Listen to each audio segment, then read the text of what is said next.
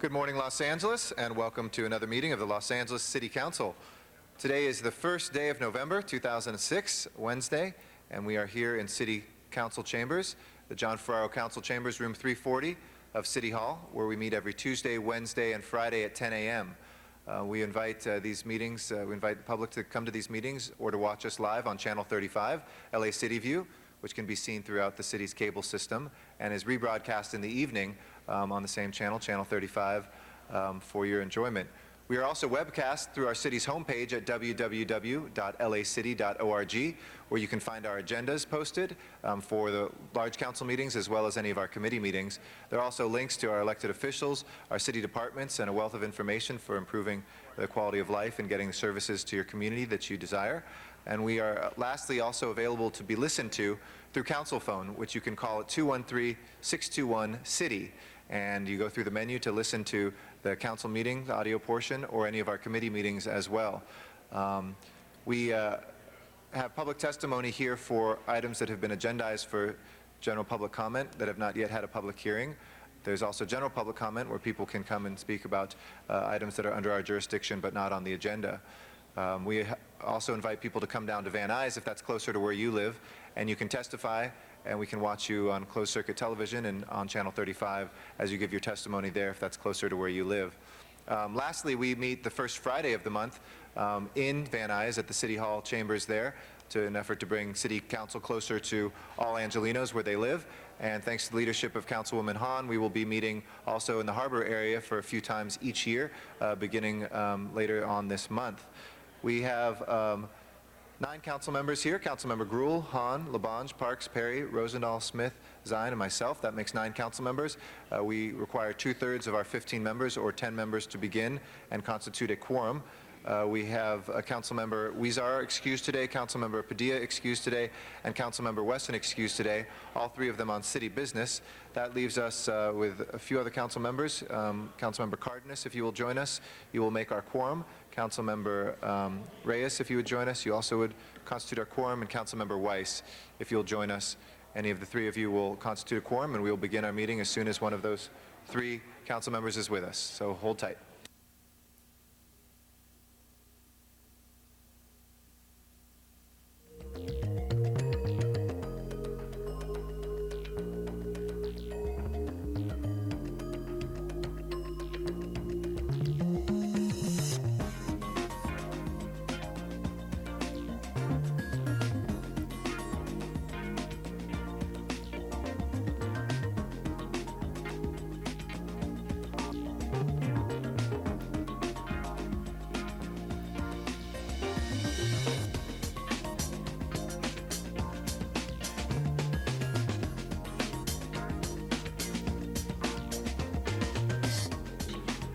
Mr. Clerk, please call the roll. Cardenas, Gruhl, Hahn, Huizar, Labange, Padilla, Parks, Perry, Reyes, Rosendahl, Smith, Weiss, Wesson, Zine, Garcetti. 10 members present and a quorum, Mr. President. Thank you. First order of business, please. Approval of the minutes. Mr. Weiss moves and Mr. Zine seconds. If there's no objection, those minutes will be approved. Next order of business. Commendatory resolutions for approval. Ms. Perry moves and Mr. Rosendahl seconds. If there's no objection, those 2 will be approved. Mr. President, do you wish to take public comment at this time? Yes, let's take public comment this time. 2 minutes per person. Valinda Jo Wright is our first speaker. Welcome to City Council, and if you'll address us from the podium, I have 2 minutes to address the council. Welcome. I have a note for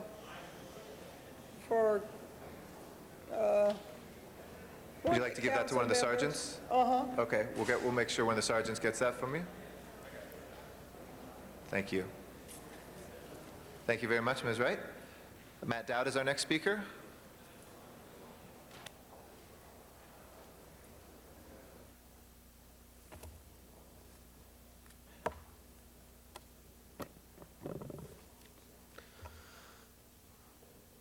Thank you. Yeah, a lot of things changed yesterday. Once again, another civil rights violation. As you may have noticed, I got dragged out without having my public comment for acting no differently than anybody else standing in the room. Mr. City Attorney, this is the latest thing on Venice right here.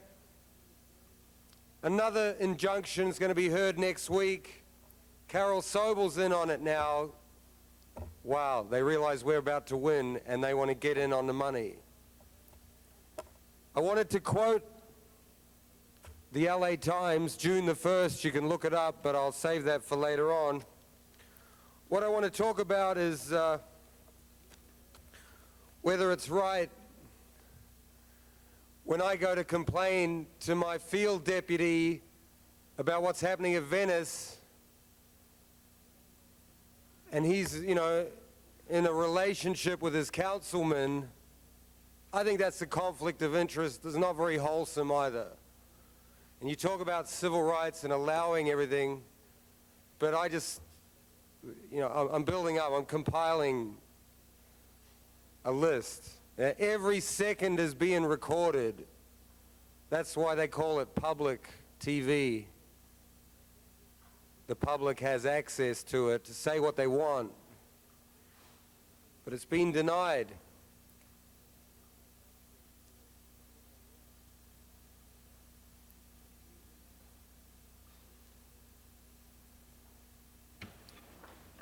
Are you done, Mr. Dowd? No. Okay.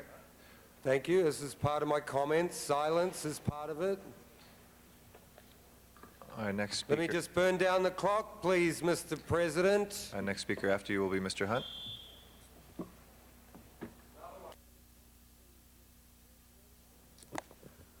Good morning, good morning, good morning. My texts come from Roots Today and the color purple. Massa, massa, may I please go outside? Massa, massa, may I please stand up in a state park? Massa, massa, can I Sir. please not be discriminated on? Massa, massa, could you please stop them from violating if you my could- civil rights? Massa, massa, If you could Please. please make your comments to things that are under our jurisdiction and make it specific so we can well, this is my adjust that. public Thank you. comment. Yeah, yeah. But this there are is- rules on public comment, so please but- make sure that you keep it to Wh- that. what do Thank you mean very much, there's- sir. There's rules about speaking about how I feel? Massa, massa? Excuse me, it does have to be within the jurisdiction of the city of Los Angeles and something that can act on. Is that within the jurisdiction of Los Angeles? Huh? Is my jurisdiction within the First Amendment and my civil rights within the First Amendment of Los Angeles, sir? I can't act, I can't come up here and quote, Kunta Kinte, please don't cut my feet off for walking down the boardwalk? Is that not part of my First Amendment right? Is that not a part of the Brown Act of my constitutional rights? Please don't cite me tonight. You've already arrested me 25 times for being right. Massa, massa, please. Take the handcuffs off of me. Let me be free. Let me be free. Don't take away my First Amendment rights. Don't take away my civil rights. Dr. King said once I had a dream. I had a dream. Sir, I would ask you to please keep your voice down. We have rules of decorum. All colored folks be free. That even includes me. City attorney, don't arrest me for being black. Mr. Sachs is our next speaker, Arnold Sachs. And then we'll go out to the San Fernando Valley, and we will hear from Bruce Darien, who is on remote from Van Nuys City Hall. Welcome, Mr. Sachs. Good morning, Mr. President. Thank you for having me. Good morning, council members. I just have a few comments, please. In the October 19th issue of, I don't know, the East Side, North Side, a local newspaper, there's an article about Measure R, and it concerns, part of it says, officials post-employment restrictions and requires ethics training. And my question is that ethics training in addition to the ethics training that's required by the State Assembly Bill number 1234? Or is that different ethics training outside of 1234? Mr. City Attorney? Could you hold my time, please? Sir, we can't actually do questions and answers. There are a number of websites you can find out information, but we can't campaign in here either. But we'd be happy to direct you over to the city clerk, and they could direct you to that information. Okay? Please continue. A few seconds back, though, because I'm not sure of that. If that's the case, again, we go back to voting and non-voting. I'm bringing this subject up again. You have a roll call that you call. You have a rule that states that if you're not seated, you can still, your vote still will be counted as a yes vote. And when you tally your votes on agenda items, you show the, you don't show the council chambers, you show the roster of council officials. And so I'm wondering if that's, would you consider that ethically correct in future ethics training? And if you don't consider that ethically correct, I'm wondering how you can consider having a third term. Thank you very much. Thank you. Our next speaker will be Bruce Darien out in the San Fernando Valley. Welcome, Mr. Darien. You have 2 minutes to address the public, and welcome to Van Nuys. Thank you, Council President Garcetti and the City Council. For many months now, I've come before you and the people of Los Angeles in an effort to call an SOS Mayday call as to what has gone on at the Malibu Pier. Los Angeles does not figure in that it has jurisdiction, which in many respects it does not. But in relation to public officials organized with what went on there, it does. I've put calls out to the 3 levels of parts of our government: the judiciary, the executive, and the legislative parts of our government. I've called on these levels of government, which were formed when our founding fathers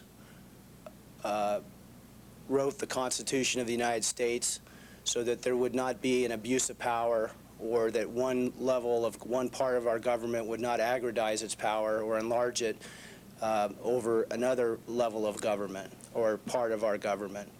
I've come before you as an SOS call to investigate what's gone on there. It's taken 9 years. It's way over budget. There's been illegal things that have gone on that cannot be explained.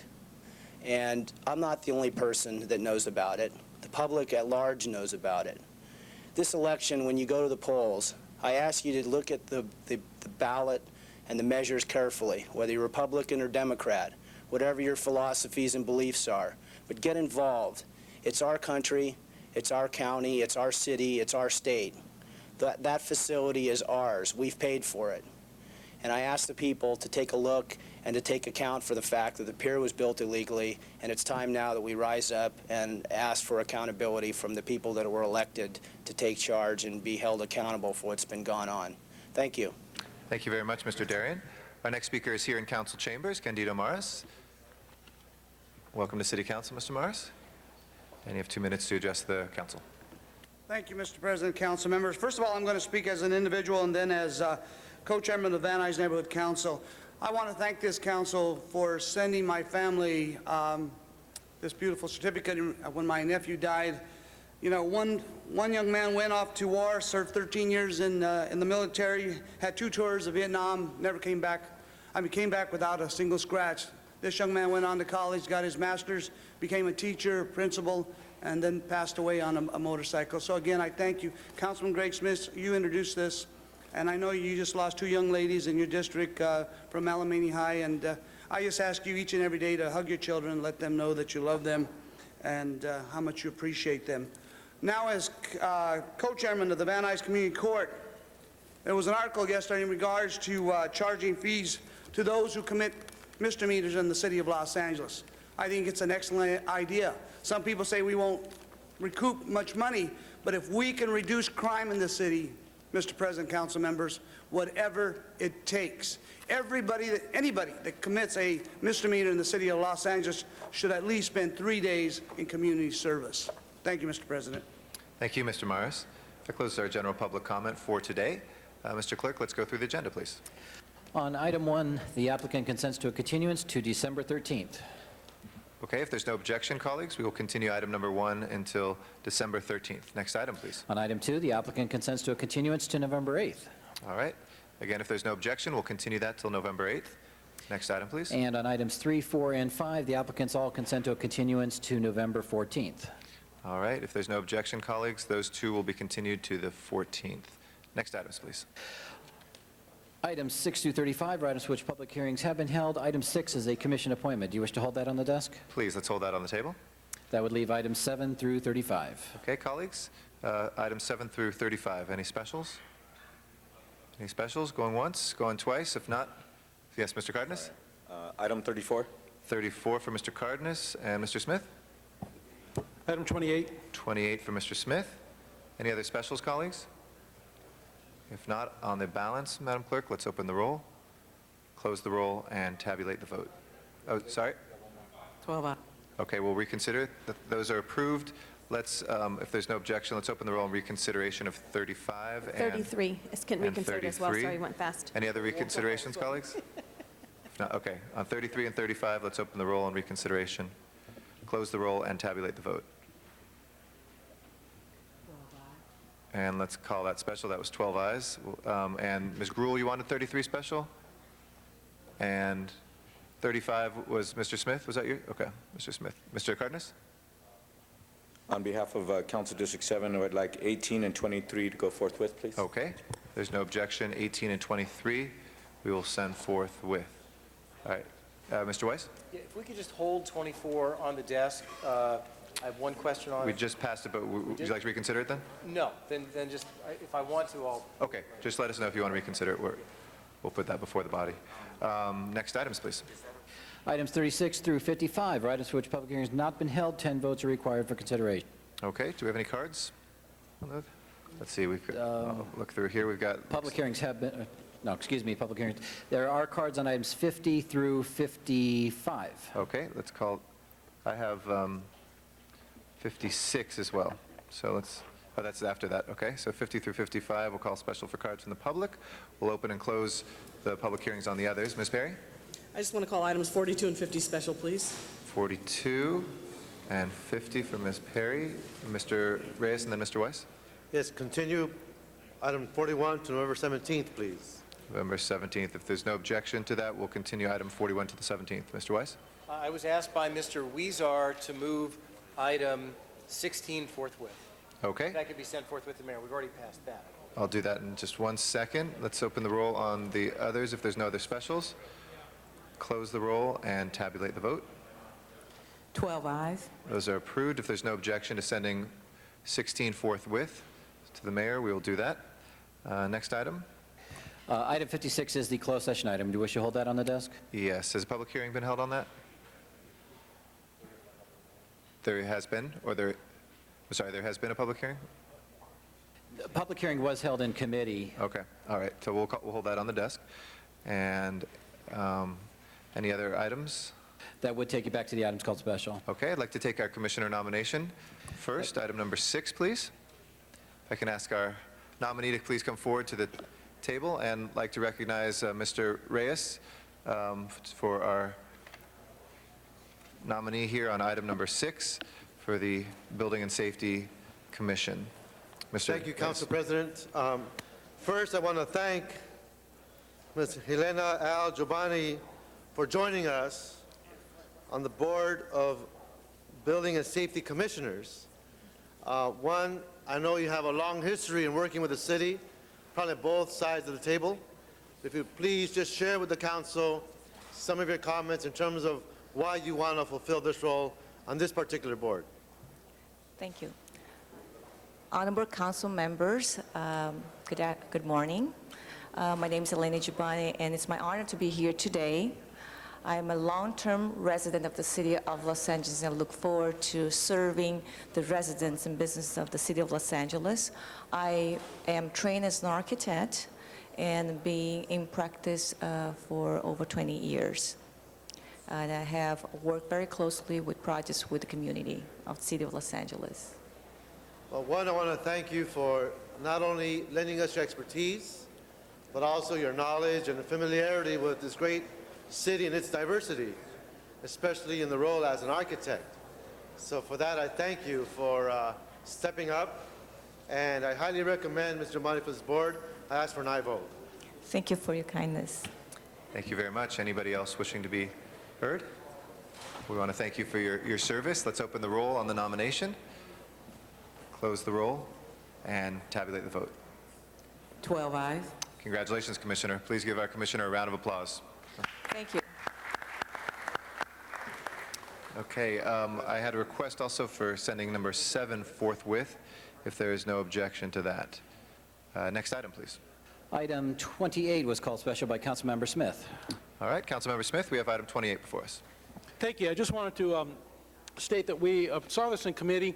I'm recommending approval today, but we just wanted to get on the record that we want to approve the acceptance of the grant and then have a report back to committee after the grant is accepted and they come back with a spending plan for this grant. That's all we're asking.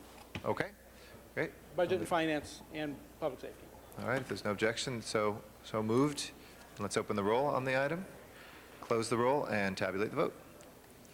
12 ayes. That is approved. Next item, please. Item 33 called special by Councilmember Gruhl. Ms. Gruhl, item 33. Thank you, Mr. President. Do we have representatives from the DOT and the CLA?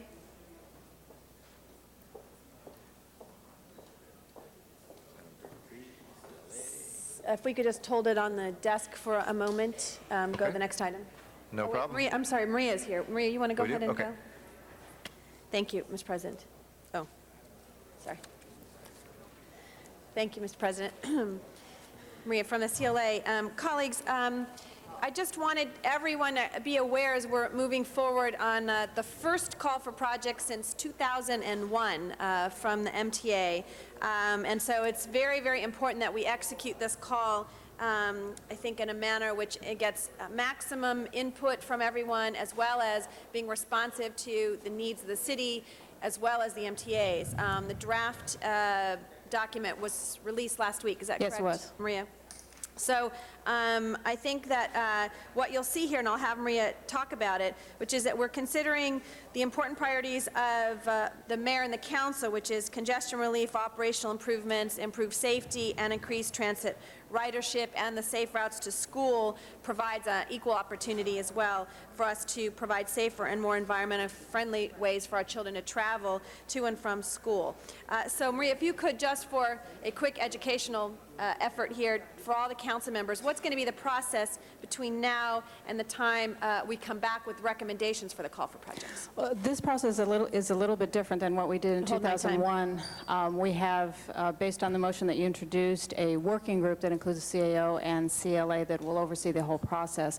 DOT, as in the past, has put together their interdepartmental working group for the call and for the Safe Routes to School process. They will review the existing projects that we have out there and any new ones, applications for those, either being sponsored by council offices or the departments, are due to the department in, I guess, for Safe Routes to Schools tomorrow, and for call for projects is within the next couple weeks.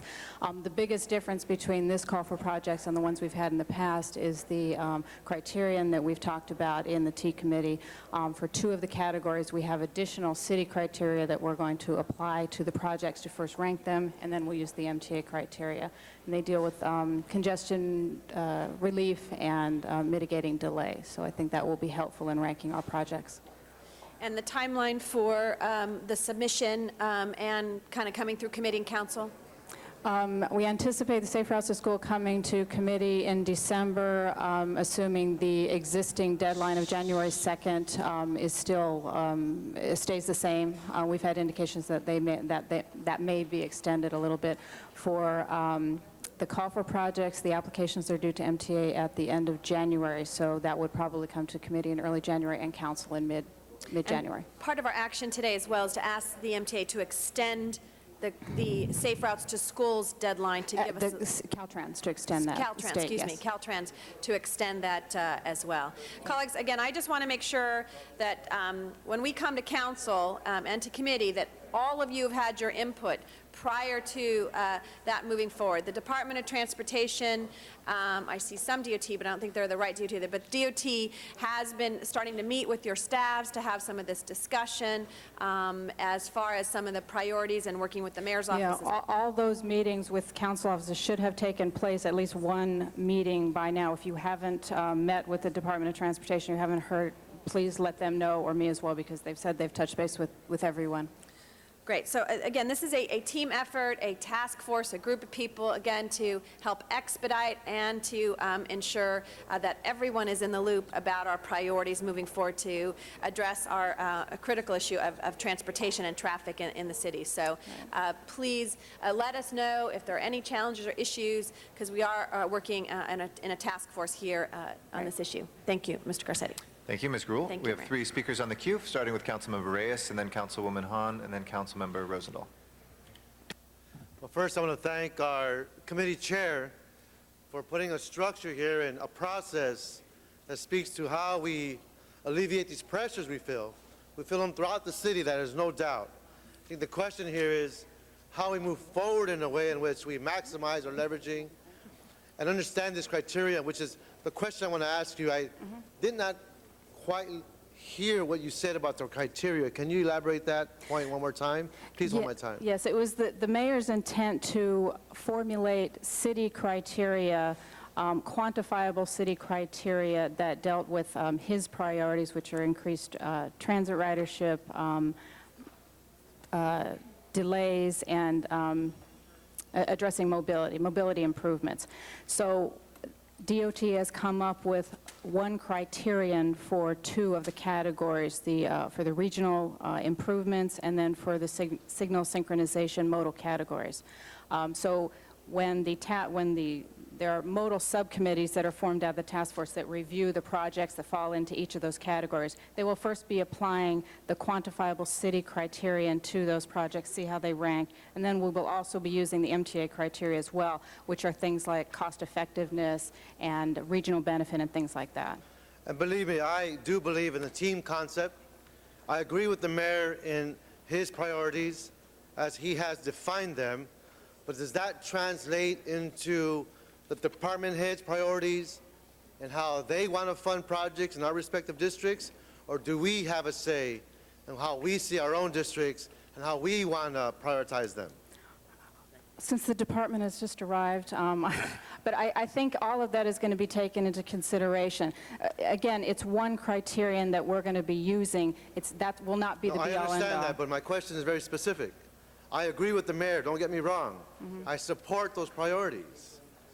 But the department director is hired and fired by the mayor, I'll put it bluntly. So where is the priority of the council in line with priority of the mayor? Should there be a difference in which projects get funded?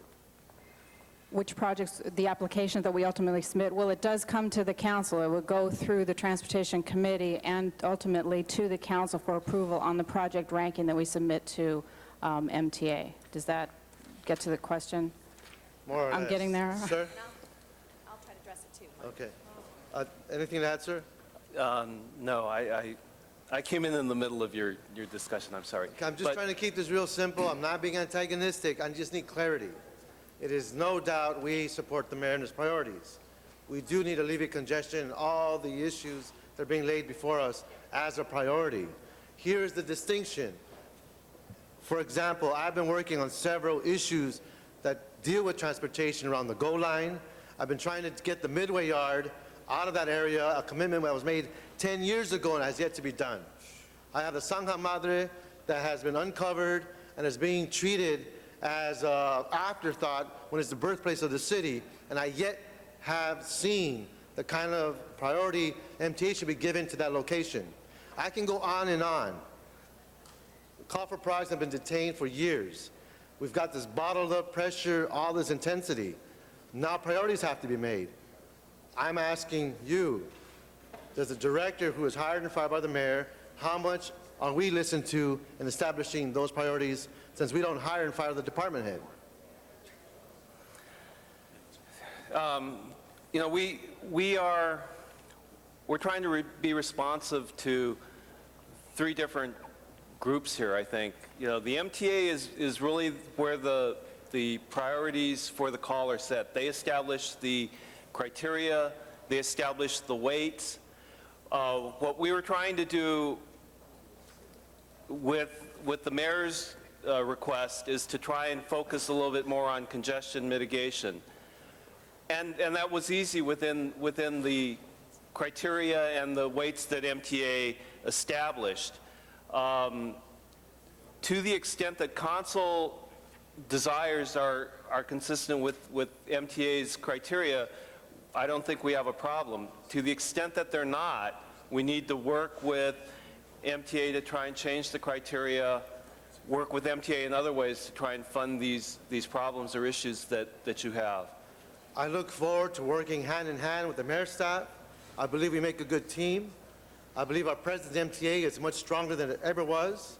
But I also know that there are expectations from the community based on commitments made by the MTA that have yet to be fulfilled. So the goal line has been essentially built without the appropriate transit-oriented district-type facilities, without the appropriate parking. There was a notion that we were going to put a shuttle system to offset the lack of parking. We were supposed to move out the Midway Yard. It has never happened. In fact, they're expanding it. The Sangha Madre has been treated like if it was just a piece of clay in the dirt when it's the birthplace of the city. So again, I want to work with the mayor's office. I'm looking forward to it. But I don't want to be in a position where I'm being told, or my staff is being told, I respond to the mayor because he hires and fires me. I want to make sure that doesn't happen. Thank you, sir. Thank you. Thank you. Ms. Han is our next speaker. Thank you, and thank you, Councilwoman Gruhl, for your leadership in this area. I know I like the fact that our priorities are about congestion relief as well as public safety. I think those are the things that we need to continue to put in the front of our decision-making minds as we look at these projects. And I know my staff has already begun working with neighborhood councils, and I'm hoping that we can draw neighborhood councils into this process where we begin to target the areas where these projects could have most benefit in both congestion relief and also public safety. I like the safe school routes. I think those are projects which will get a lot of benefit to a lot of different neighborhoods in Los Angeles, and I know we're looking, my staff and our neighborhood councils are looking at that. I'm not as, I hope we're looking at crosswalks, things like that. I'm not as big of a fan of the smart crosswalks as other people are. I think they've got huge issues. So I'm hoping we don't just, kind of rubber stamp smart crosswalks as being the way to have the safest route from school to home. And I hope we look at some other ideas there as well. But I'm concerned that again, the decisions, how the decisions are made, how the projects are picked, how the money is appropriated. But I definitely think there needs to be a role for neighborhood councils in this process. And I know we're working with ours to come up with the list of the worst intersections, the worst routes from school to home. And we hope that everyone is bringing in neighborhood councils in this process. I know that was brought up at the interdepartmental meetings. I know the department has done some outreach to neighborhood councils, so that's positive. Mr. Rosendahl is our next speaker, and then Ms. Gruhl. Thank you, Mr. President. I just want to first warmly thank Councilmember Gruhl for her leadership in making this happen. Let me ask you a couple of questions. How much money are we talking about that is in play right now? Hold my time. No one really knows. I think last time we had a call was in 2001, and there was about $900, almost $1 billion in play at that time. About $300 million of that went directly to Caltrans for freeways and state highways, and the rest of it was up for grabs. So you have any sense of what kind of bread we're talking about? How much money? It'll be less than It'll be a little. It'll be less than It'll be a little bit less than that. If the bond goes through, that will add money. There's $2 billion in the state infrastructure bond for the STIP, which will add money to the call. Okay, let me ask you this on that. Here it is, okay? And I'm hoping every viewer out there has been thumbing through the book and plans to vote. We're looking at 1B. If this passes, that's $19,925 million. Do you have any sense of that $19.9 billion we'll get here in LA City and County? LA City, maybe $300 million. Roughly. A lot of it, most of the money is competitive. Some of them have rules that would limit the city's participation directly. The ports may compete, Caltrans may compete, and those things will benefit the city. But the city directly may be about $300 million. But also then the county and then the state, all three together would get that big pot of bread, right? Yes. And would that help change our priorities here as to, like, I want my green line done, I know somebody else wants this done, somebody else wants that done. How are we going to do the mix? Will we come back to the call to projects and revisit it after November 7th? Most of the money that we will get will probably be through the call. I mean, we will get some money directly, about $127 million directly over 5 or 10 years. We're not sure yet. So we'll have to wait and see how some of the rest of this unfolds. At the state level, they've only focused on the corridor mobility improvement segment of the bond, which is a $4.5 billion segment, but that's only for state highways. It's limited to state highways. And much of the rest has been left open still and requires some legislative action to decide how the money's to be distributed and who's going to make the decisions and by what guidelines. As that process happens, will we, the city, our committee, our chair, our mayor, will we be at the table to help define where those monies go? I'm not sure whether we will have a place at the table. We are trying to get a place at the table, yes. That's a Sacramento decision? Yes. It'll be a legislative decision, so I mean, that's where our input, I think. After November 7th, can you give us an option paper as a city as to what this may mean if the people in their wisdom vote for this bond? We'll be reporting back jointly on various efforts, exactly what you're saying, how we can get a seat at the table, what legislative efforts are going to be coming up and things like that. So We we're better planning get to a do seat that. at the table. Our mayor and our council better have a seat at that table. We are in gridlock here, and the kinds of funds that this bond measure will provide will be the beginning of hope for our people. Okay, that's it. Thank you, Mr. President. Thank you, Mr. Labange, for the first time. Hi, just a second here, members of council. In the former times, there used to be a city engineer who sat here every day in every meeting, who kind of we went to and looked at for advice, the council liaison. And having been here, this is my 5th year today that I've been a council member. On this day, November 1st, 2001, I got sworn in to serve. Then I'm thinking, how can we better improve this? And I don't know if any of you remember when they had capital improvement projects. Do you remember that? And you could actually see it right there, what they were and how they moved up. The one thing, and after being a MTA board member and the call for projects and the bureaucracy to get to it, and I hear the frustration that Mr. Rosendahl spoke of and others spoke of, I just want to, I'm going through this. I'm on the committee. We went through it. I know I missed the one meeting, Madam Chair, on that. But I hope we can envision something. I don't know what it is that is better to show what our work product is, both in the city of LA and as it relates to it. Because some of the projects are shared between cities. There's, I think, 19 cities that touch Los Angeles' borders and what that is, and then the regional aspects of freeways and byways, et cetera. What is your opinion, Maria? You're very solid in this area? Well, I think you'll have a portion of that and most of that with the call for projects. And take a look at that list. That will be the priority list, at least when we're asking for MTA for money, and we can build on that. But we don't have a capital improvement project list anymore, do we? We have the CIP list. Is but there I a don't capital know. improvement? Mr. Reardon stopped the book that was being published, and he had a good point to it because there were things that were on the book that never were getting done. But maybe book- Mr. CAO could give me some guidance here in the what could be done to better look at this whole thing of infrastructure, of improvements, that we could be better to, jump on the train. We have several things that are coming out. One, with respect to our capital improvement projects, we do publish a book on an annual basis. We work in concert with the Bureau of Engineering.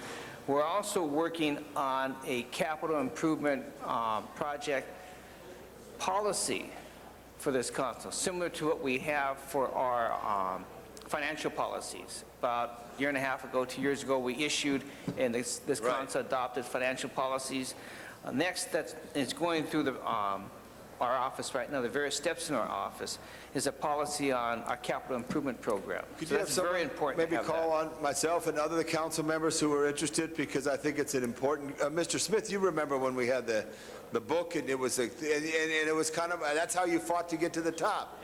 Then they removed the book, and then it becomes all this different calls We'll get for. the latest copy of Okay. that book to your office. Great. And we'd be happy to sit down with whomever. Thank you. Well, if you on a send someone to sit capital down with me, improvement Bill, I know you're... Be happy to do that. That'd be great. Or whoever you designate. Mr. Chair, thank you so much. Bill, the task force. Ms. Gruhl. What? Coordinating task force. Yes. Coordinate all the. Yes. I think before, there was under Mayor Hahn, there was an infrastructure report that came, there was a task force that came through that I know, I think we did a motion, permanent task force, okay, so that exists. I wanted to address Mr. Reyes's concerns as well, and that was one of the reasons why we wanted to have this task force, is to really have the role of the council be, I guess, first and foremost with the department to understand. In the past, sometimes how it's worked, Mr. Reyes. Mr. Reyes? Mr. Reyes? That's right, I just wanted to address your concerns. In the past, sometimes what has happened is the department, doing a good job, but has gone out and developed their plan, kind of talked to council members and so forth, and then it comes to the CAO and the CLA and all of those after they've finished a lot of their report. That's why we wanted to have this task force, so that from day one, it would be CLA, our eyes and ears, CLA, CAO, and the Department of Transportation to come back with a report to make sure that our fingerprints, all of that were together as the report came forward. And so I just want to assure you that that was one of the reasons we wanted to have this task force, to make sure that everyone's input was part of it, that this was a council, mayor, together, we make the final decision as to what we want to submit on those call for projects, but also not to wait until the last minute, because that happens also frequently, which is we have a submittal deadline. If we don't get it in, we're not going to be able to get this completed. We think your project's great, but here's the reasons why we didn't do it, and we got to vote on it in the next 10 minutes. That's not going to happen in this process because of, and again, DOT has been a great partner in that, acknowledging the importance of doing this, and we haven't had one since 2001, to make sure that we're dealing with all the priorities that leverage the dollars, hopefully, that we get from the state and the federal, and to look at those criteria as a team. So we're going to give you periodic updates as well. This is, again, I think we asked for a report back, did we say every couple weeks? That's what we said. Yeah, I think it was a couple of weeks in committee to make sure that everyone is on the same page, that it's not a mystery that we get a list on the day it's going to committee or council. Well, And it so I won't just be a want to- mystery how it got there, how the rankings were Correct. decided upon. It will always be ultimately a policy decision for the council to make in terms of the rankings. And one of the issues that the general manager had brought up before was the importance of influencing even the process whereby the MTA determines their priorities and criteria. Some of that has been, for a couple years they've been working on, even since 2001. And so we're trying to put our own, as I think Maria mentioned, the department mentioned, the importance of having our own criteria. So we say to MTA, this is what we want to have done in our city. This is what we want to see happen, and there's that partnership. So I just want to assure you, Mr. Reyes, because your concerns are very, very valid, and one of the reasons why I introduced this motion, which was let's not wait to the last minute. Let's not have someone else determine our fate. We're part of that process. We look forward to report backs, and if we think may be appropriate to come to council, we'll hear it in committee, but if we think it's a good time, we'll make sure we come back to council, because it's already November 1st, which seems shocking to me that it's November 1st. And we have Thanksgiving holiday, and we have the Christmas holiday, and January is a short month for us in council as well. So that's why we're trying to actually plan ahead, be unusual in that way in our way we operate. So thank you to the department, the CAO and CLA for their work on this. Thank you, Mr. Garcetti. Thank you. We have Mr. Reyes and then Mr. Labange. Thank you, Councilmember Gruen. And again, it's reassuring to know that we're defining these parameters in such a way where we are actually weighing the impacts of how these funds can be dispersed. But I also know that being in the trenches for almost 10, 12 years as a deputy, and now as 5, 6 years as a council member, that when you talk about alleviating traffic, it doesn't happen overnight. That there is a system in place. We're dealing with congested corridors. We're dealing with complicated issues. We're talking about land use designations. We're talking about mixed uses. All this takes time. That is why it is I have a sense of urgency. 2 years, 2.5 years that are left for some of us is really a month in development time, because of what it takes to pass your EIR, to get the community consensus, to get the funding in place, to get the PUC to agree with you, to get the funding in place, then to actually start construction, and all that time your material cost is going up. You go back to your budget, and then you start building. I lived it through the goal line. I saw it from conception to completion, and probably on time and on budget, with all the hard work of Mike Hernandez and all the other folks involved in the board. But my point here is, I want to make sure that the systems that are already evolving in the city are not left hanging, that are left incomplete, because we have new decision makers who have a different agenda. It's the same community, it's the same problem. That's why I speak in the manner in which I do today in regard to this issue. So I've been informed with my staff, the DOT has been meeting with my staff. Past few weeks, we have an ongoing dialogue, and I appreciate that cooperation and that level of coordination. But now this is where, as they say, rubber hits the road.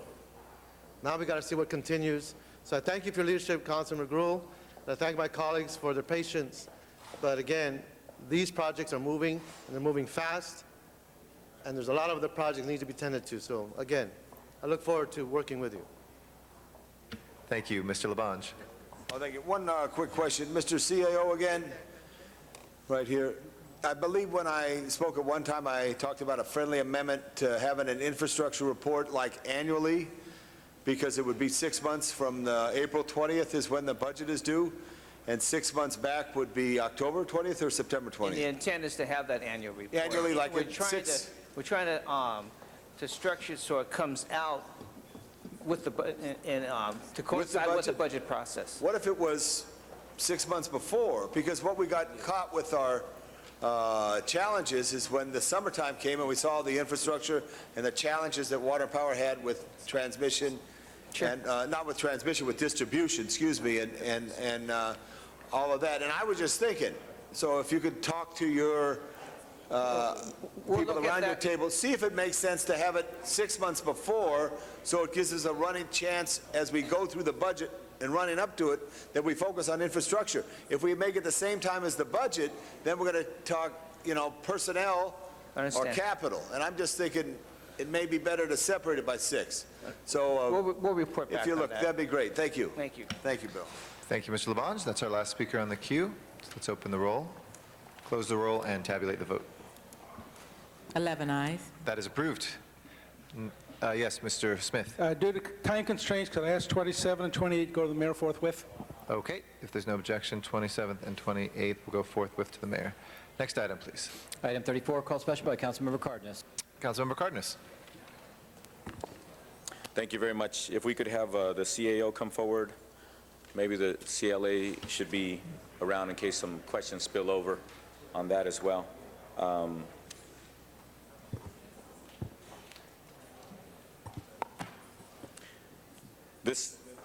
This motion has to do with a personnel matter of having an assistant CAO to assist in the transition.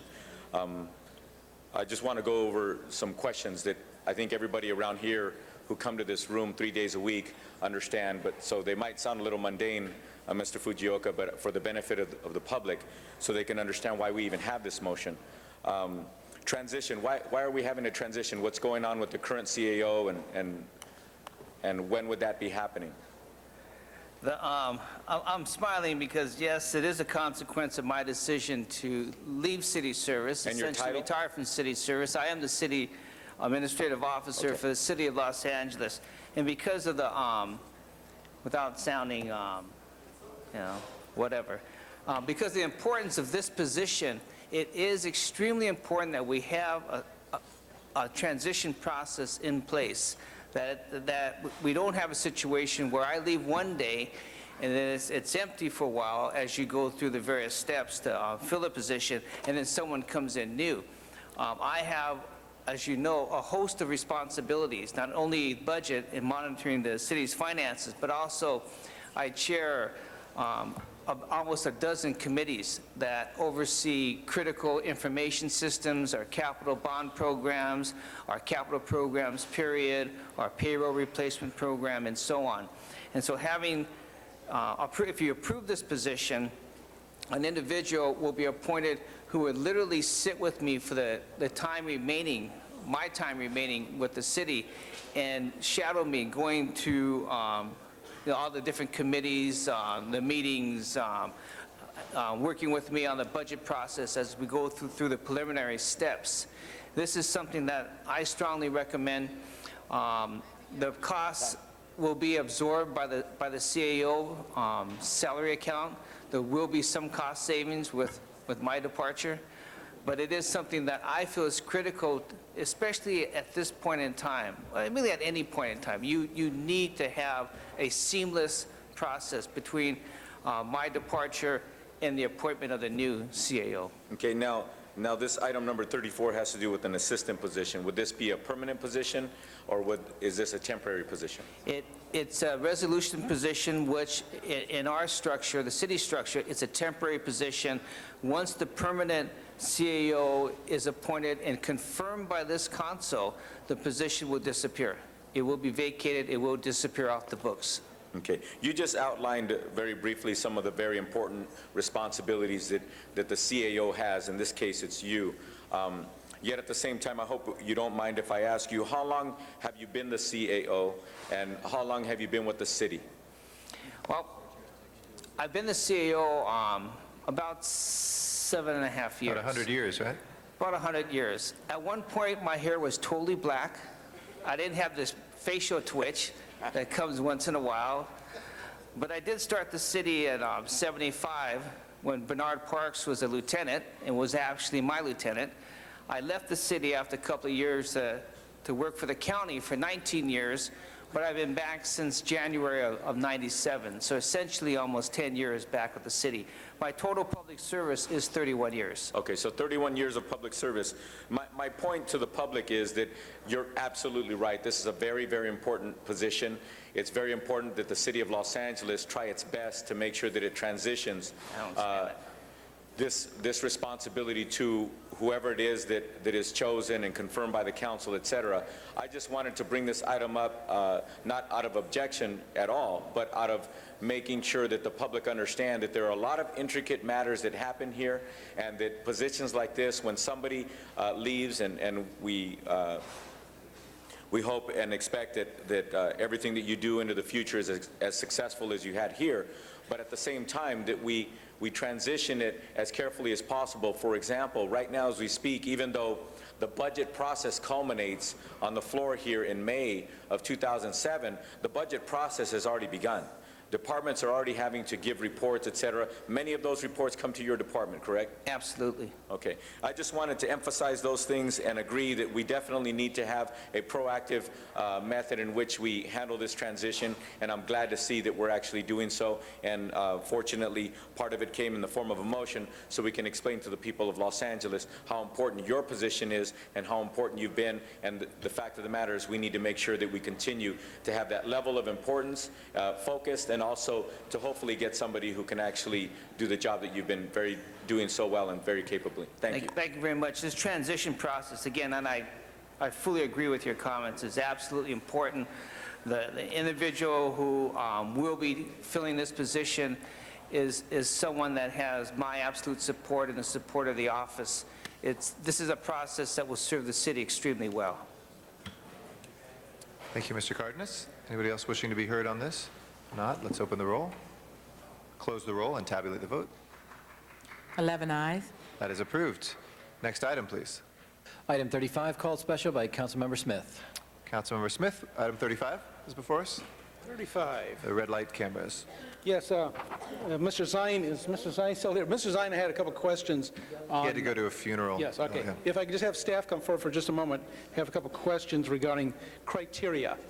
And we're not going to talk about the choice or anything like that again. Thank you. What I wanted to know is, Mr. Zine and I were concerned, as we looked down the list, there were some intersections we said these are not what we thought were the worst intersections in the city.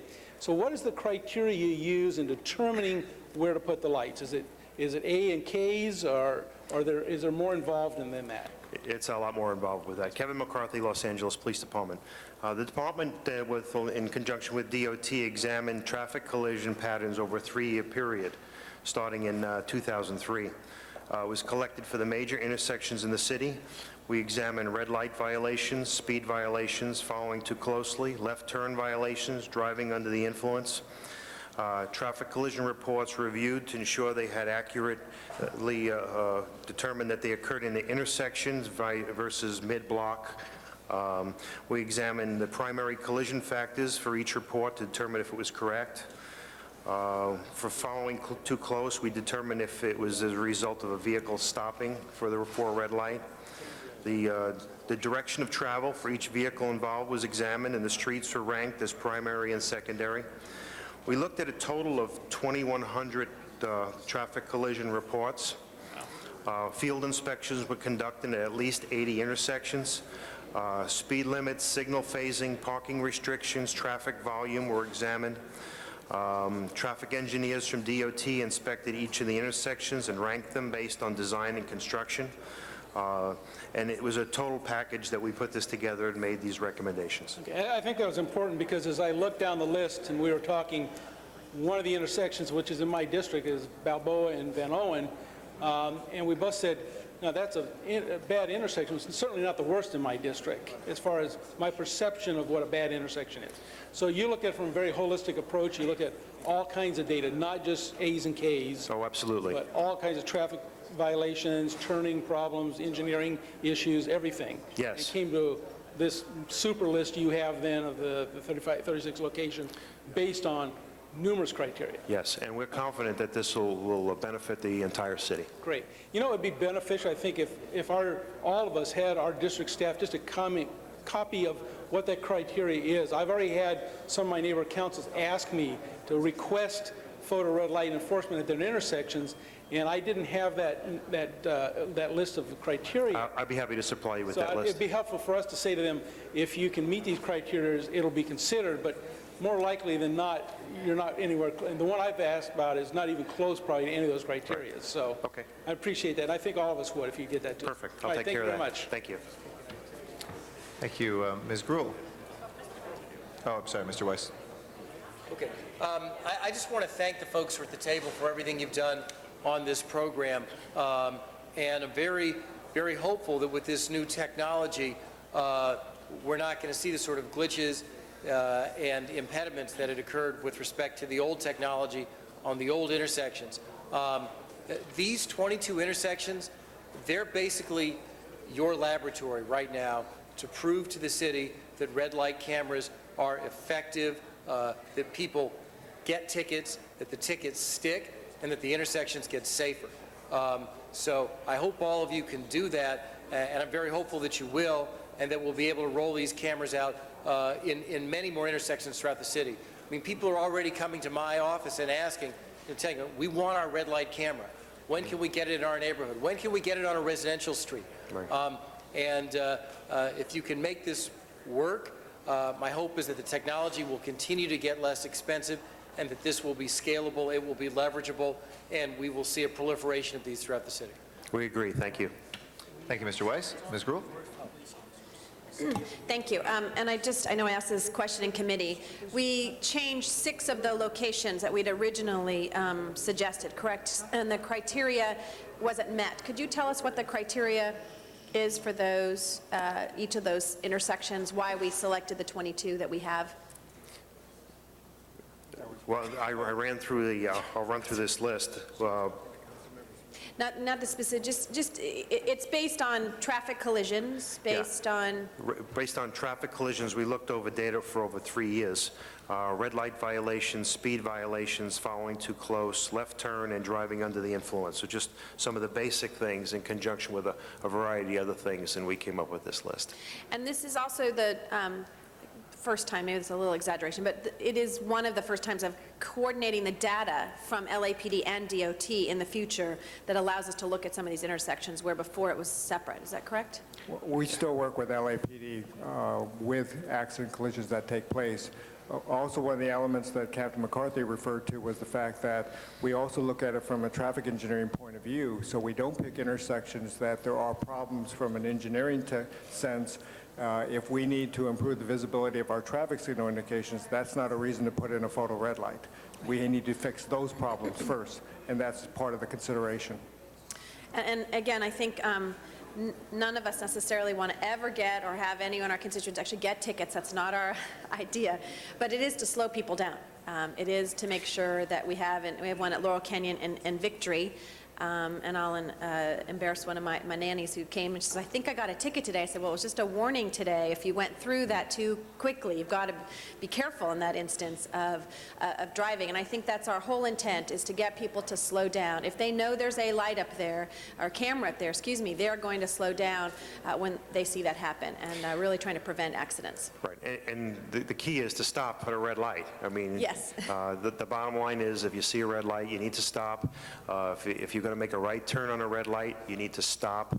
If you're going to make a left turn on a red light, you need to stop. That's the basic rules of the road. And didn't we hear in committee as well, or maybe it was in a briefing, that you have literally taken the computer with you and the police officer or whomever from the department and shown them the actual video of what has occurred, and 9 times out of 10, they decide they're going to go to traffic school or pay the ticket and not fight it. And that is the process. We have 4 coordinators, 1 in each bureau. They're provided with a laptop from the vendor. And if somebody contests a ticket, they bring the computer and the program to court, and they can actually show the violator behind the limit line, the light being red. He pushes the go button, and it shows the violator with his photo going through the red light for everybody to see. I do encourage, I had an opportunity to see it on a computer at one point, where the cameras are located, what kind of pictures they're taking, et cetera. I would encourage all of us to, if you have not or have your staff, meet with LAPD and DOT to see it, because it really is pretty extraordinary, because you see their license plate, you see their face, you see the red light, you see the fact that someone says, well, I had to go through that red light because the person next to me swerved into my, whatever the case may be, and lo and behold, you see that car is dead stopped next to them. So the visuals are pretty telling. So We agree. thank you for both the LAPD and DOT's work on this issue. Thank you very much. Thank you. Mr. Rosendahl. Thank you, Mr. President. I'm studying the list, and of course, there are 15 districts in this city, so if we're lucky, we might get 2 if we're fair about it, and I got 2 of them, so on one level, I'm very happy. One is at Manchester Boulevard and Sepulveda Boulevard, and the other one is at Bundy Drive and Pico Boulevard. When you looked at the 11th district, did you put a couple of 3 more on a short list for the next time we fund this? You know, we don't look at council districts when we propose these intersections. We look at the worst intersections and then the criteria we establish. We also, we're cognizant of the communities, and we want to share this with all the communities. So it's not strictly by council district. It's a big formula, and we work hard at it. And when you look at that formula and you look at the cameras, you know, Culver City is in my district by strange reality. Right. And at the corner of Centinela and Washington Place is one of those photo lights. So my folks get the tickets, they get the revenue. So this will be us getting an opportunity to get some revenue. Are you happy with the cameras you picked? Yes, we are. Explain. Right now, we know we've up on our 8th intersection. The photos that are coming in have been very good. We've had a couple of glitches. The vendors come out, has replaced the cameras, made modifications to the cameras, and as of today, we're very happy with the vendor and the quality of the pictures. One of my field deputies, Mark Antonio Grant, this morning was in a green light going by, and a guy went right through a red light and just missed him by a hair, or he would have been a casualty of this. And so this is real critical stuff. Do you have any sense of how many we'll propose in the next go-round? Well, we're going to look at, I've directed my staff to look at another 16 throughout the city that we'll take a look at and see the economical impact and make some recommendations. And so what the viewer watching this should understand is, if they're coming up to a light and it's yellow, what should they do? They should be preparing to stop. Will there be enough signage showing that this is a photo light? Yes, prior to the intersection, there'll be signs posted indicating it is a photo red light intersection. Also, there'll be a 30-day warning period prior to activating the citations. And when the picture is taken, it gets the face of the person and the driver's license? There are front and rear-facing cameras, and it takes 30 frames per second. We get many pictures of the violator. Thank you all very much for doing this. Appreciate it. Thank you, Mr. President. Thank you, Mr. Rosendahl. Nobody else will be heard. Let's open the roll on this. Close the roll and tabulate the vote. 11 ayes. That's approved. Next item, please. Item 42 was called special by Councilmember Perry. Okay, Ms. Perry, item 42, and we have opened and closed the public hearing on that already. Go ahead. Okay, I'm just going to make a verbal amendment. It will only take 5 seconds. No, go ahead. Make the comment. I'm sorry? Go ahead and make the amendment. Yeah, okay. I just needed to make a verbal amendment to my motion to reflect this safe passage program is for Jefferson High School and Santee Education Complex, known as the Jefferson/Santee Safety Collaborative. And I needed to make that amendment because at this point the motion only included Jefferson, and I wanted to make sure the Santee was included as well. Okay, thank you. Do I need a Let's second on that? I'll second Okay, that. thank you. Let's open the roll, close the roll, and tabulate the vote. We've already opened and closed the public hearing before. 11 ayes. Okay, that is approved. Next item, please. Item 50 was called special by Councilmember Perry. Okay, Mr. Smith, did you have a comment? I just was going to ask that item 43 be reconsidered. Okay. Let's do that real quick, and then we'll come to 50, and then we'll come back to 43. Let's open the roll on reconsideration of 43, please. Close the roll and tabulate the vote. 11 ayes. Okay, we'll hold on that, and we'll go to Ms. Perry's first. Yeah, Mr. Weiss? 24, and I would ask that we move to reconsider it and then receive and file the item. Okay. Let's do that real quick. On item 24, you can open the roll on reconsideration. Totally. Close the roll and tabulate the vote. 11 ayes. And Mr. Weiss moves to receive and file. I require a vote, Mr. Clerk. Let's open the roll on receiving and filing. On 24, if we can open the roll, close the roll and tabulate the vote. 11 ayes. That is received and filed. I'm sorry, Ms. Perry, now you're on item number 50. And we Thank do you have ver- speaker cards. We can take them first or Let me go just ahead. say... if- Okay, go ahead. Yes, thank you very much, Mr. President. I wanted to ask for the community's help in bringing justice to the individual who was involved in this hit-and-run accident, and he is 21-year-old Isando Romero, who was riding his bicycle on San Pedro Street near 47th when an unknown vehicle collided into him on October the 10th, 2006. He suffered critical injuries and was taken to a hospital where he was treated for his severe head injuries. The driver of the vehicle failed to stop and render aid to Mr. Romero, and sadly, he died of his injuries on October the 18th. Please help us find the individual who hit Mr. Romero, and if you have any information regarding this collision, please call a 24-hour toll-free number for LAPD, 1-877-529-3855. Thank you very much. We have two public speaker cards. Is Mr. Deacon here? Michael Hunt? It's Mr. Deacon for the orderly process of the conduct of the meeting. It's not Mr. Hunt, it's Mr. Deacon. Let me resign. And I too say that we should have a reward out for this guy and that we should get him, provided that all the information that is here, that Mr. Deacon here, and he's a person of color, I think that we should have a bigger reward for him. So let's do it there, Mr. Garcetti. Thank you. Our next speaker is Matt Dowd. Yes, very deftly handled. Mr. President, I shot the sheriff, and my councilman shot the deputy. This is regarding a reward motion for... Oh, sorry, wrong one. Romero. This is, 50? Item 50. Yeah, on the board. First of all, I just want to correct the previous speaker. It's not known whether this is a he or a she, and he's referred to it as him, get this guy. It's a hit and run. We don't know who it is.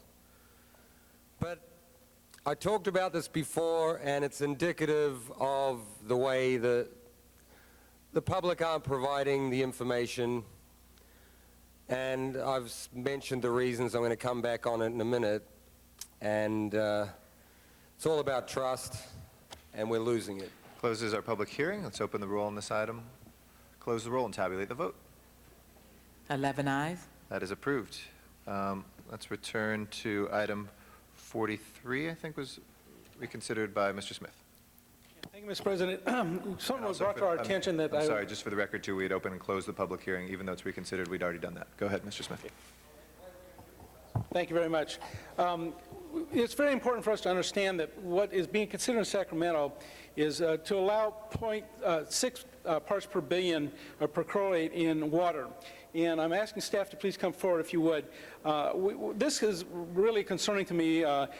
Back in December of 2002, the California Office of Environmental Health Hazard Assessments lowered it from 4 to 2 parts per billion. Our own EPA and California and state environmental agencies are recommending 1 to 2 parts per billion, and we'd actually begun to go the right direction. Other states have lowered it to 2 parts per billion, such as Massachusetts, Nevada, and others, and I think we were hoping to go that direction, particularly because our own departments in California were recommending taking it downward rather than upward. And so what's being considered in Sacramento is setting it at 6 parts per billion, and that's very troublesome to us as we try to keep Los Angeles water very clean. In our discussions with the Water and Power Department, all of our wells are currently at a non-detect level. And so this would not hurt us, but it would certainly hurt water quality in the state of California. And so it is my belief that we should recommend that the Environmental Affairs Department go ahead and issue the letter saying 6 parts per billion is okay, but we really would prefer it to be 2 or 4, which other states are going to. Could you please give us some language? I understand you've written some language that would effectuate that, and then we'll read it into the record. And then what I'd like the council to do is approve EAD going forward with an amended letter to submit to the state this Friday. So please, if you would. Thank you. Melinda Bartlett with the Environmental Affairs Department. You have an attached draft letter that we prepared that is part of the council record. What we would recommend doing is adding at the bottom of the first paragraph one sentence that says, in addition, the city encourages the Department of Health Services to further consider reducing the MCL to levels of 2 parts per billion and further study the health effects of perchlorate. Thank you very much. Members of the council, with that, I would move that the EAD letter be amended to add that additional language, and the city of Los Angeles go on record approving a lower standard of 2 parts per billion rather than a higher standard of 6 parts per billion in an effort to keep California's water cleanest and the best in the country. Thank you. Okay. Thank you very much, Mr. Smith. Let's open the roll on that. Close the roll and tabulate the vote. 11 ayes. That is approved. Next items, please. Forthwith, if there's no objection, on item 43. Okay. Next item, please. Item 51 was called special for a card from the public. All right. Got Matt Dowd and Michael Hunt. Mr. Justice, Mr. Act. Brown Act? You announced Brown Act? Mr. Garcetti, did you call Mr. Brown Act? I said Mr. Hunt. Go ahead. For the orderly process of the conduct, can you please say Mr. Brown? Just speak, please. Wait, I don't get the orderly process of the conduct want of to the speak, meeting. we'll Section go ahead to the next speaker. 5199. We'll go to the next speaker. Wait, I'm asking Mr. Hunt, this is your second warning. If you'd like to speak, please address this. He also appears to be, his remarks Okay, are you're disrupting this impertinent. meeting. If you'd like to speak on this, please do. Can you redo my time, please? No, please go. Another reward, and that seems like for a colored man. I think that them colored folks need to be protected. So please find us men and please extend the reward for us colored folks, okay? Thank you. This is Mr. Hunt. Mr. Dowd?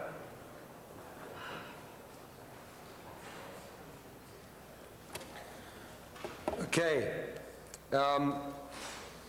Yeah, this one, surprisingly, it's only $25,000. Normally, these are $50,000. But Noel Weiss has got a plan he calls the 920 plan for eminent domain. It's kind of a tangent here, Mr. City Attorney, but... It very much is. If you please But suggest the I'm reward making motion. a point, if you don't mind. Thank you. You can get $20,000 under his plan, just if you're evicted from an eminent domain procedure. And here we're only giving someone $25,000, and they risk their life for retaliation for giving up information on possible gang members.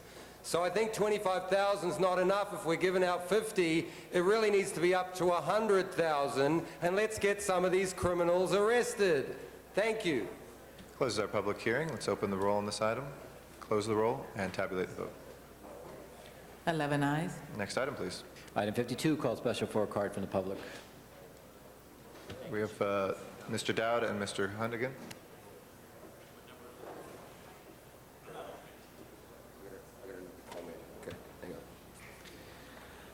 Okay, item 50. 2. Yeah, this is supplemental funding to the SELA. Just transferring money here.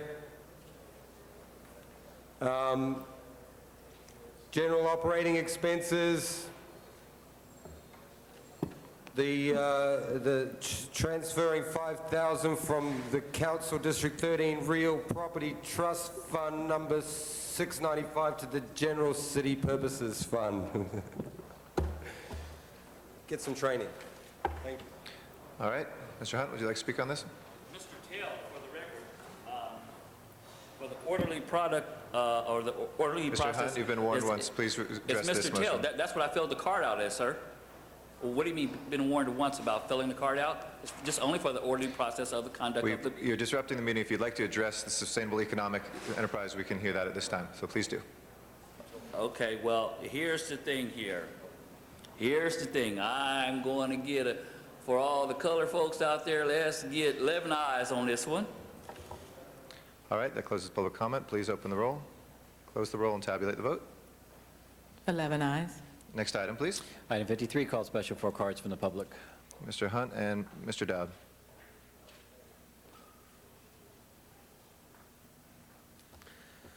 Okay, this one,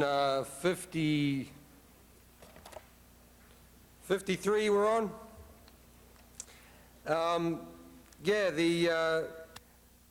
this is authorizing the Department of Neighborhood Empowerment to hold a meeting in the Tom Bradley Room.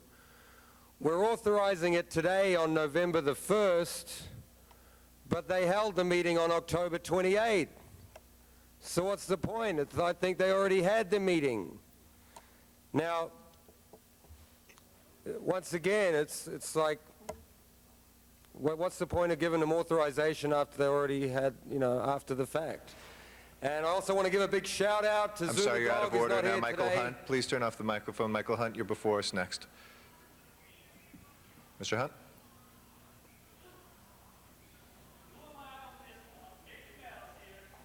Orderly product concept of the meeting, Mickey Mouse, that's what the card says.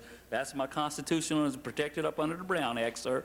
You can follow it up, ask the city You attorney. can't talk about this subject. I will ask you to leave this meeting. Please talk about this. Of the meeting, Mickey Mr. Mouse. Hunt, you That's have, what it's very clear what this is about. Please discuss this item.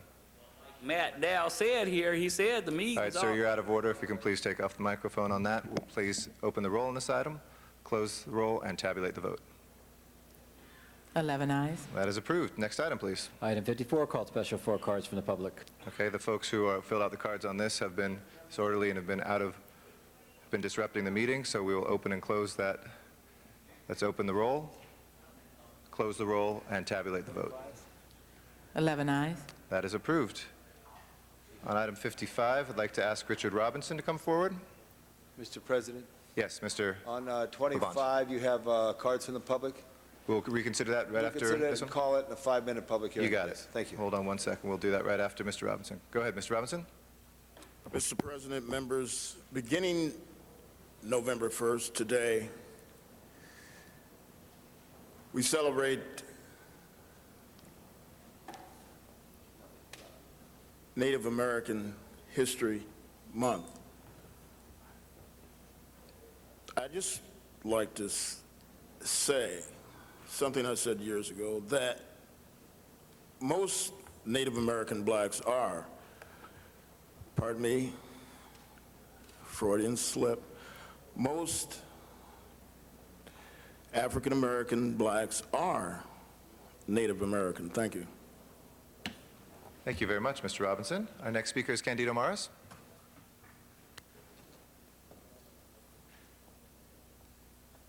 Thank you, Mr. President, council members. I have attended City Council since 1991, and this is the first time that I've seen this come before the council. I know on Friday the American Indians were here. As an American of Navajo and Hispano bloodlines, the original settlers of the Southwest, I'm honored to see this happen. I just want each and every one of us to remember one thing, that we live in the greatest city in the greatest country in the world. Thank you, Mr. President. Thank you, Mr. Morris. That closes our public comment on this one. Let's open the roll, close the roll, and tabulate the vote. 11 ayes. Again, for the record, there have been folks that disrupted the meeting, warned 3 times. They will not speak anymore. We now have next item, item number 25. Mr. Labange has asked for us to reconsider. If we can please reconsider item number 25, please open the roll. Sir, you're disrupting the meeting. I'm going to have to ask you to leave. Item number 25, please open the roll. On reconsideration, close the roll and tabulate the vote. 11 ayes. Okay, that is before us. We have a movement for 5 minutes of public comment. Ted Otis is our first speaker. Ted Otis would like to come forward. Come up so you could line up and make your comments. You have 5 minutes speaking. This matter was heard before in committee. Mr. Labange, would you like 1 minute per speaker? 1 minute per speaker. Okay, 1 minute per speaker. Mr. Otis will be our first speaker. Mr. Dowd, you've been disruptive to the meeting. If I can please ask you to leave this meeting so that we can have the other. All right, and we have Mr. Otis as our first speaker. Sorry about the disruption. Please, sir, go ahead. You ready to wait just a minute? So that Sure, Eric, we'll wait a second. Yes, Mr. Labange? Consider this matter so that we don't have to go through the inconvenience that you have on that situation that goes Sure. on there. So that would be very worthy to have that there. So Okay. We could do that there. So we call this item number 25, which is a property at 1810, 1816 Whitley Avenue in Hollywood, just north of Hollywood Boulevard. Thank you. Mr. Otis, thank you for your patience. Thank you. Good morning. My name is Ted Otis. I live and work in the Hollywood area of Los Angeles. I'm a member of Hollywood Heritage. I have personally collected hundreds of signatures from the immediate neighbors supporting the Cultural Heritage Commission's findings on this property. I'm a longtime resident on this block of over 14 years. This is my home, and upon collecting these signatures, I was able to personally discuss this issue with the area residents and can unmistakably speak on their behalf, communicating their strong support of those findings. We all feel very lucky to live within a unique and architecturally historic pocket of Hollywood that allows visitors to encounter how Angelenos lived from the early 1920s straight through to present day. I want to thank Mr. Labange for affording us an extension on this matter to secure a purchase agreement on the property, respecting and honoring this valuable city resource. We look forward to working with your office on this issue. Thank you very much. Thank you very much, sir. Our next speaker is Robert Noodleman.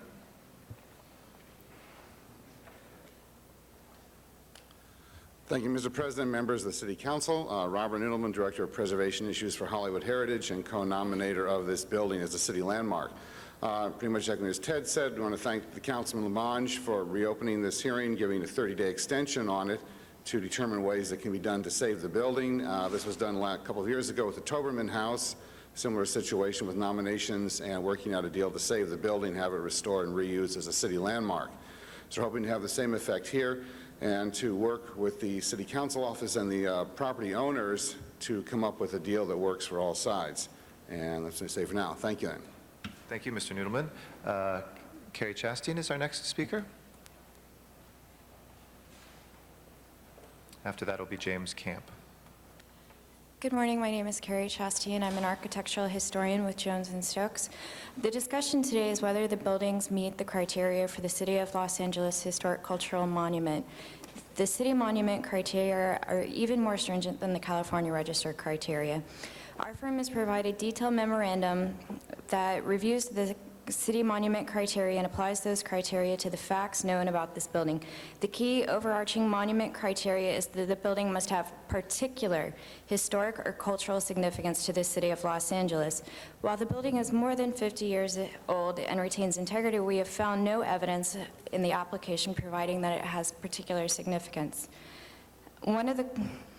One of our qualified historians provided an analysis that this building does not meet the criteria to be an architectural type specimen inherently valuable for a study or a period of style or method of construction. It was I'm out of time, so thank you. Thank you. James Camp is our next, and then Robert Silverstein. Thank you, council members. I'm with the law firm of Brown, Winfield, and Canzaneri. We represent the owners of the subject property. This is a matter of too little, too late. This matter has been fully heard before the Plum Committee, and even that decision was too late. This matter concerns a project that was previously approved by the city. The opponents were there. They gave their reports. We've had every historic consultant study it, come to the same conclusion: the project does not qualify. The supposed new information is not relevant. The project is not for sale. And we refer you to our letter, which we submitted to Plum, with our more detailed legal objections on this property. The opponents have held up this project for over a year. It is a 32-unit master architect design project that will replace 5 dilapidated units on a building that has been totally underutilized. The project's supported by Hollywood Chamber of Commerce and by the Neighborhood Council and by the public. Thank you. Thank you very much. Robert Silverstein is next, and then Rochelle Silsby. Thank you, Robert Silverstein of the Silverstein Law Firm on behalf of Hollywood Heritage. On September 7, 2006, your Cultural Heritage Commission voted to nominate the beautiful and historic building at 1810 to 1816 Whitley Avenue in Hollywood as a cultural historic landmark of the city of Los Angeles. That designation was supported by significant analysis by your Cultural Heritage Commission. Saving this beautiful 1921 Italianate Mediterranean apartment building is supported by Hollywood Heritage, the Los Angeles Conservancy, and many other civic organizations and residents of Hollywood.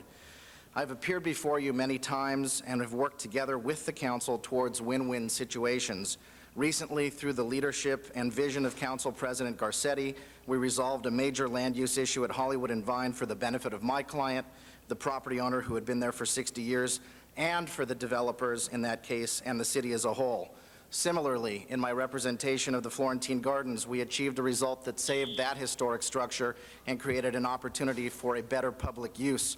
Councilman Labange, thank you for your vision and leadership today to make sure that this beautiful building is not irretrievably lost. Your time is up, sir. I'm sorry. Thank you very much, Mr. Silverstein. We believe that this can be a win-win situation, and we ask in closing that you uphold the findings of your Cultural Heritage Commission, or at least grant a stay so that no demolition or other permits issue while the parties try to work together and find an appropriate buyer for this site. Thank you. Rochelle Silsby is next.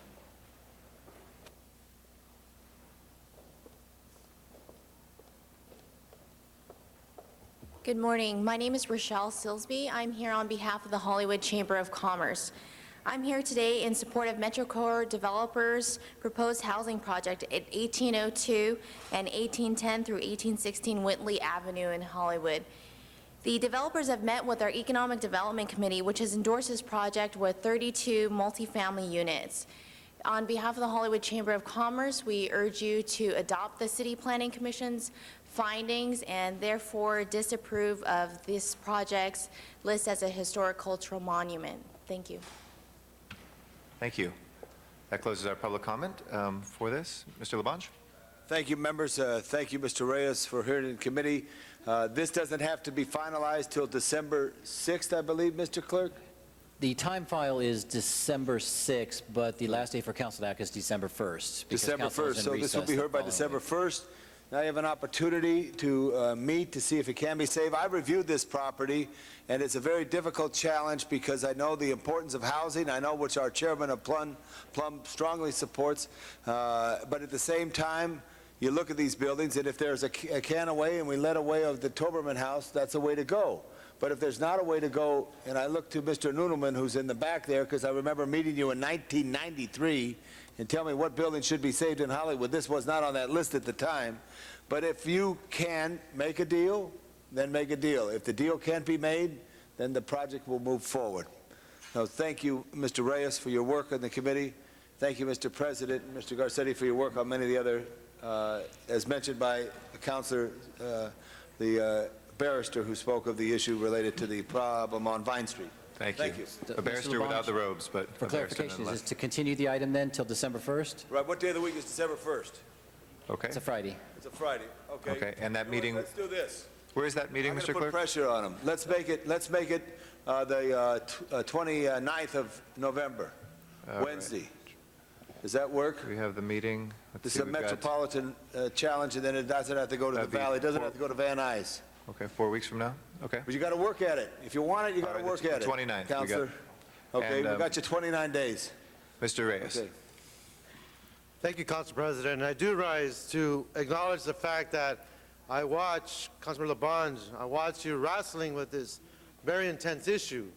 We have historic structures and we got this pressure to provide housing. And the balancing point is not always easy to get to. But I do know in the hearing, we had a report from the staff essentially did not designate this as historic. Then we got a report from the commission, the decision-making body, that said it was, and therein lies the tension. So I hope within the next few weeks we come to a culminating point so we can move on. But we all have our share of challenges when we talk about preserving our character, our history, our architectural gems. But we can't forget as well that this is a growing city, and where we allow our housing to grow should be consistent to where our transportation is located and all of the different elements to support a healthy city. So I admire your tenacity, Councilmember Labange. I know this is a tough one, but I think we continue weighing out how the private sector can negotiate amongst itself. Then we move on, given the rights that are given to us as property rights within our zone. So thank you very much. Thank you very much. If there's no objection, that will be continued then until the 29th, and that will be a meeting here in City Hall, November 29th. Okay? On the next item, Mr. City Attorney. Yes, Mr. President. On this matter, item number 56, City of Los Angeles versus City of Hope, the City Attorney's Office recommends settlement in the amount of $800,000. If there are any questions regarding the litigation, those could be taken up in closed session. If not, it could be voted on in open session now. Okay. Does anybody like to go into a closed session on this item? Seeing none, let's go ahead and take up that settlement. Then I will move that in open session. Please open the roll, close the roll, and tabulate the vote. 10 ayes. That is approved. Okay. Next order of business. Council has motions for posting and referral. Those are posted and referred. There's an excuse on the desk. Perry requests to be excused to arrive at 11:30 on Wednesday, November 15th, to arrive at 11 a.m. on Wednesday, November 22nd, and to leave at 1:30 on Tuesday, November 28th. The motion is required. I will move that. Ms. Grewal will second, and we will, if there's no objection, move those excuses. That does clear the desk. Okay. Announcements, colleagues? Any announcements, colleagues? Mr. Labange, sprinting back to his chair. Make a time. Go ahead. Tomorrow at 4 in the afternoon, Mayor Antonio Villaraigosa and all of us are follow the lead of the mayor as he cuts the ribbon of the newly renovated and expanded Griffith Observatory. This will be done at 4 in the afternoon, and you're all invited, and then the public is also invited to come to the observatory and make reservations through the Department of Recreation and Parks. There's free tickets available for those who hike or bike. There's outline shuttles for those, so we have a proper experience, and the observatory is not overloaded with the great love that we'll have from all of Los Angeles. Thank you very much, Mr. President. Thank you, Mr. Labange. Any other announcements, colleagues?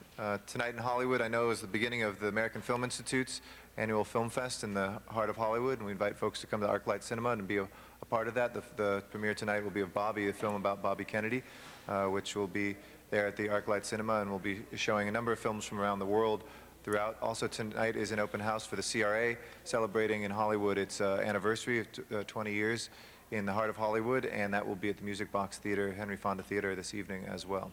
Mr. Rosendahl.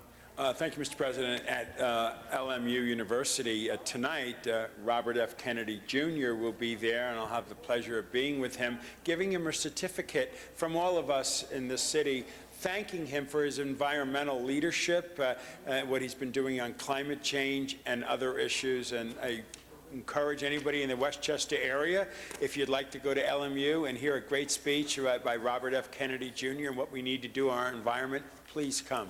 Thank you. Thank you very much, Mr. Rosendahl. Any other motions? Any other announcements, excuse me. If not, if I can please ask everybody to rise for adjourning motions.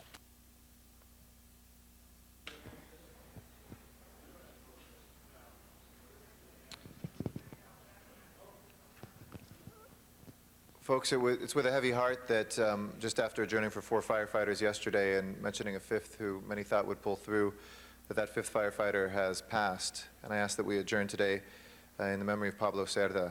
He was the last of the crew that was overrun in the Esperanza fire. He was from Beaumont, 23 years old. He fought to survive for 6 days at the Arrowhead Regional Medical Center in Colton before he succumbed yesterday at 5:08 to burns that were over 90% of his body. He is somebody who also, like the fallen colleagues he had an incredible record of service. somebody who had been able to fight many fires in the area and was part of this blaze that literally jumped over these firefighters before they were able to get their tent up or anything else. The folks that were with Serta by his bedside when he died included many of the doctors that were with him, but his family and friends as well. He is somebody who realized he wanted to be a firefighter while studying at Los Amigos High School in Fountain Valley.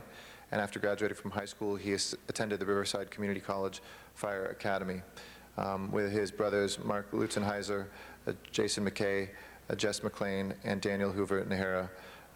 Now we have to add to these brave men's honor roll Pablo Serra. May he rest in peace. Are there adjourning motions? Mr. Reyes? Oh, Mr. Rosendahl? Thank you, Mr. President. Dee Dee McGrary, she was born April 14, 1943 in Dallas, Texas. She died October the 26th of a massive stroke.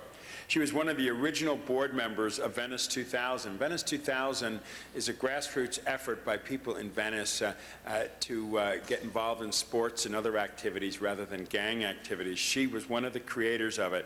She worked at Ralph's Market in Venice for 29 years, and the whole community, when they heard she died, were just with tremendous grief. Very active in the grocery workers' strike a few years ago.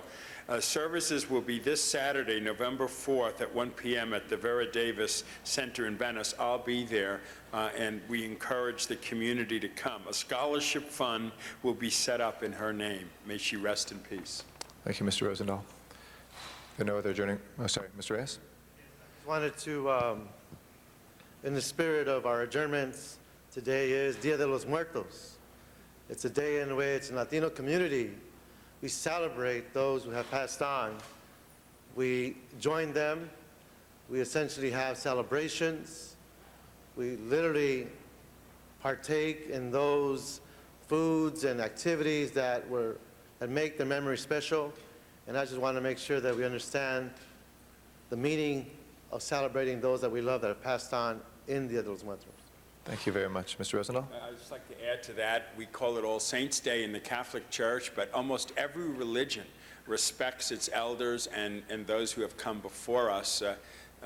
I say a prayer every day and ask for strength and support from those who have passed before us, and it is a day to remember those who have passed through our life. Thank you. Mr. Labange? Members, as we stand and reflect, this is mentioned the first day of a new month, but last month was the fourth most challenging month of any month that our armed forces has faced in the challenge of the war and I just wanted to stand for all soldiers, all the men and women of the United States Armed Forces, and all people who are victims of the tragedy of war, especially last month. Thank you very much, Mr. Labange. Any other adjourning motions, colleagues? If not, Mr. Clerk, please call the roll.